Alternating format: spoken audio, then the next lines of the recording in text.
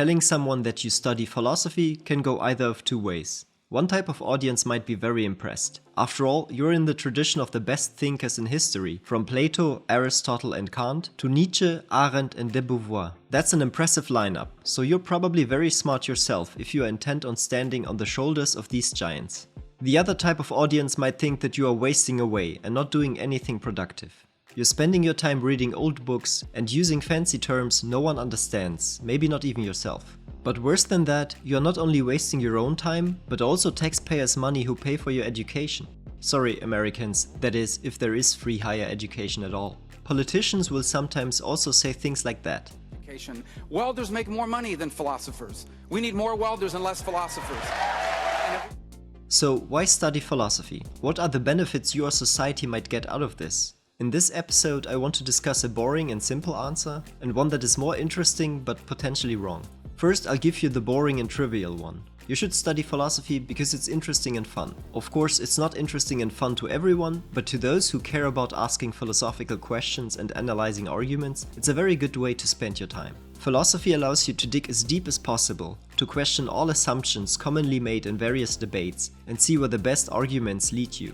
But this response is boring and trivial, because it doesn't give you an interesting answer to whether you should study a given subject. If you are fascinated by space and nothing speaks against studying for a couple of years, you might want to study astrophysics. It's the same for philosophy. If you like it and have the means to spend money and time on this endeavor, you should definitely try it. But this is a boring answer, and more realistically, you might want to know why you should study philosophy rather than any other subject. Or whether it is worth studying at all, considering the time, effort and missed opportunities to do something else that comes with it.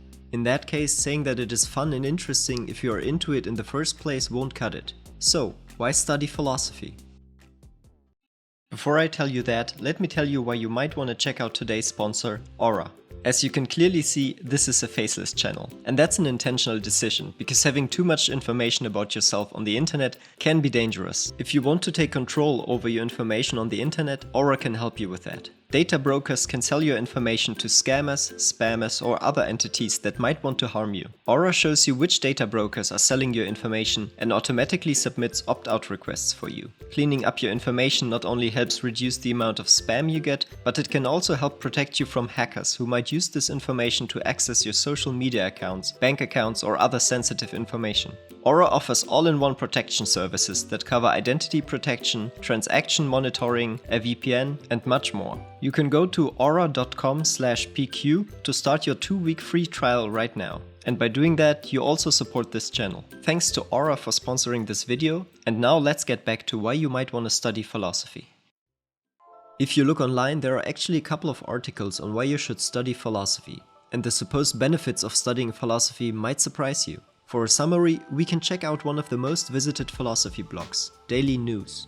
They have a page on the value of philosophy that offers some practical reasons to study philosophy. 3 reasons are brought up repeatedly. Philosophers learn a unique skill set, they tend to be smarter than their peers, and they tend to get paid pretty well. What do you learn when you study philosophy? That probably depends on what and where exactly you study, but you will most likely first and foremost read a lot of philosophical writing. Then you will learn how to analyze arguments, how to find them in philosophical works, and you'll learn to scrutinize them for their validity and soundness. Lastly, you will learn how to write philosophical texts yourself. You will mostly write short pieces, but if you continue until your PhD, you will either learn to write a collection of papers or a whole book. So what exactly is the unique skill set that you get from doing that? According to websites of universities and the Daily News blog, these skills can be summarized under the term critical thinking. You learn how to think clearly, analyze and criticize arguments. These skills make you a generalist because you can apply them to arguments in any area of research. You can scrutinize arguments, find the questionable premises and hidden assumptions in arguments, and analyze whether an argument is logically valid. Why is such a skill set special? In articles online, people often cite Mark Cuban, who is known to many from Shark Tank, for the value of such a skill set. Knowing how to critically think and assess from a global perspective, I think, is going to be more valuable than what we see as exciting careers today, which might be programming or CPA or those types of things. Okay, so the first reason you might want to study philosophy is that it gives you a unique skill set, one that might even be in high demand in the future. The second related reason to study philosophy is that philosophy makes you a better thinker and thus smarter. This goes beyond the unique skill set that philosophy offers. There are a couple of metrics that are used to quantify and measure smartness. These rely on standardized tests. The GMAT, which is a standardized test that assesses people who want to pursue an MBA, suggests that those who had a philosophy major are amongst those with the highest scores. Similarly, the LSAT, which is an entrance exam for law school, shows that philosophers tend to be above average on this standardized test. Also, the GRE, which still is a very common assessment tool for applicants who want to go to graduate school, has philosophers ranking very high. There are a bunch of these standardized tests that have philosophers ranked quite highly. You can check them out on the Daily News homepage. So that's quite impressive, and maybe to some that's a good reason to study philosophy. But what is the point of being smart if you remain broke? So what about the financial situation of philosophy graduates? Don't worry, philosophy has got you covered on that as well. That's actually the third reason to study philosophy. It will make you rich. Well, not quite rich, but at least there is some data suggesting that the myth of the unemployed or burger-flipping philosopher might not be true. Not only does philosophy have a good job placing record, but in comparison to other non-STEM majors, philosophers seem to make the most money. It probably won't make you a millionaire in most cases, but at least it will make you likely better off than studying other fields in the social sciences. So apart from the intrinsic reasons you might have to study philosophy, there are at least 3 prudential reasons to study philosophy that appear to be quite convincing. You learn a unique skill set that allows you to be a generalist, you will be pretty smart, and you will make relatively good money. So why hesitate? Well, you might already guess the problem with the arguments mentioned above. We all know the slogan by now. Correlation does not imply causation. A new study published in 2024 actually looked at the available data and tried to figure out whether studying philosophy actually led to these advantages, or if maybe simply those who were already smarter, better critical thinkers, and were going to make money anyways, simply tended to study philosophy more than others. Let us first look at standardized test scores. As the authors in the article say, and as we have seen in this video, philosophers are not hesitant to advertise good scores on standardized tests for why prospective students should pick up philosophy as a major. Of course, the good scores on standardized tests could be the result of philosophers getting somehow better on these specific tests thanks to their study. Or it could be that those who are good at these tests anyway tend to prefer to study philosophy. So which is it? One way to go about testing this would be to look at students' standardized test scores before studying philosophy, but while intending to do so, and then to compare them with the results after they have studied philosophy. The authors wanted to look at exactly that, and found that intended philosophy majors ranked well on some tests, but average on other standardized tests. But after college, philosophy students are much higher on these tests as compared to the intent to study philosophy group. So that might suggest that philosophy has indeed made people smarter, at least in the sense of scoring better on these tests. But that is not really what the data show. We would only confidently know that philosophy makes people smarter if these were the very same people taking the tests before and after. Unfortunately, that is not the case in these studies. So we simply don't know whether those who intended to study philosophy in these studies really went on to do so. We also don't know if those who did not intend to study philosophy and scored really well on the standardized test then changed their minds and went on to study philosophy regardless, thus explaining the higher scores for philosophy graduates.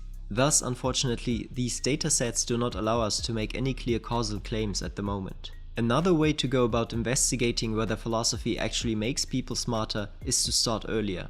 There are a couple of programs that teach philosophy early on, such as Philosophy for Children. And some studies that were done on the progress for children taking such classes seem quite promising, suggesting that there are small to medium-sized improvements regarding academic abilities. But this also turned out to be most likely a fluke. A newer study with much more data was not able to replicate this finding. So at this point in the research, there's no good evidence to think that philosophy makes people smarter, at least on standardized tests.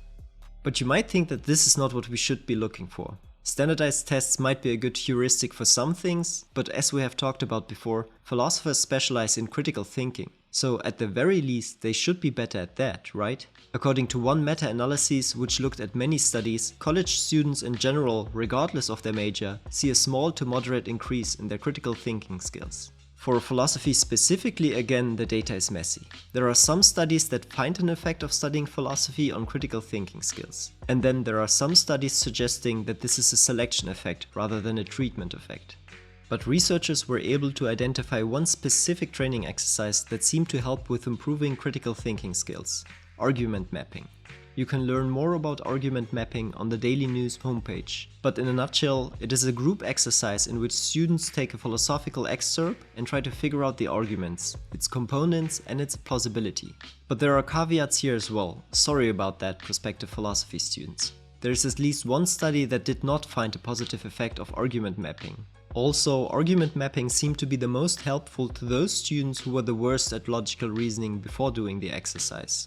Some who were already high on logical reasoning actually became worse after doing the exercise for whatever reason. An explanation for both findings might be that argument mapping as used in the studies involved working in groups. And talking through arguments with people who have different skill levels might especially benefit those with the lowest skills. Lastly, to make it quick, we have no data that I know of that shows that studying philosophy will make you more money than you could have done had you studied something else. It might just be that those who were clever anyways and would have been able to make money with any job simply chose to go with philosophy disproportionately much. Okay, all this does not sound overly great for philosophy, despite all the advertising. For now, we can only say with some confidence that argument mapping as a training exercise might improve critical thinking skills. But for the rest of the supposed benefits of studying philosophy, we cannot rule out that there are entirely or mostly selection effects. That is, philosophers are smarter and make more money because those who were already smart and would have made a lot of money simply chose to study philosophy. That might be flattering to philosophy as a discipline, but does not mean that we can use it to advertise the benefits of studying philosophy. But isn't there something else philosophers should be good at? Socrates famously said that the only thing he knows is that he knows nothing. Okay, he actually never said this exactly, though it is often attributed to him. But the sentiment expressed in this quote is that philosophers have a certain sense of intellectual humility, a readiness to follow the argument wherever it leads them, to accept counterintuitive conclusions and to be open to change their mind. Intellectual humility does not sound as marketable as the other benefits of studying philosophy. But I mean, at this point anything would be nice, you know? The study that I am referencing here looked at this as well. They looked for differences between philosophers and the general population, at least in the US, for the metrics of reflectiveness, open-mindedness, and intellectual humility. Reflectiveness consists in one's readiness to answer carefully to test questions that bait people by involving an intuitive but incorrect answer. You probably heard about such cases. Imagine that there are water lilies growing in a pond. These water lilies double in the pond every day. After 20 days, the pond is covered with these lilies. So, on which day was the pond half covered? The intuitive answer is 10, but the correct answer is 19. The authors found that Philosophy 101 students who probably had little to no professional philosophy education before taking that introductory course to philosophy were already significantly better in these tasks than average US adults. So the superiority of philosophers in these tasks is likely due to a selection effect. But this wasn't the case for open-mindedness and in part intellectual humility. The differences on these metrics between graduated philosophers and the general population did not already exist between Philosophy 101 students and the general population. So here, studying philosophy might actually have a causal effect. Okay, so maybe this video wasn't the best advertisement for studying philosophy, even though I did so myself and see it as genuinely valuable. But as the authors of the study emphasize, the most important limitation we have to answering the question whether philosophy makes you smarter is that we have very little and somewhat poor data to really answer that. So they hope to get better data in the future. And then we might be able to pinpoint more exactly the benefits of studying philosophy, if there are any at all, or if they are quantifiable at all. For now, it might not be a bad idea as a philosopher to show some intellectual humility and not overpromise on the benefits of studying philosophy.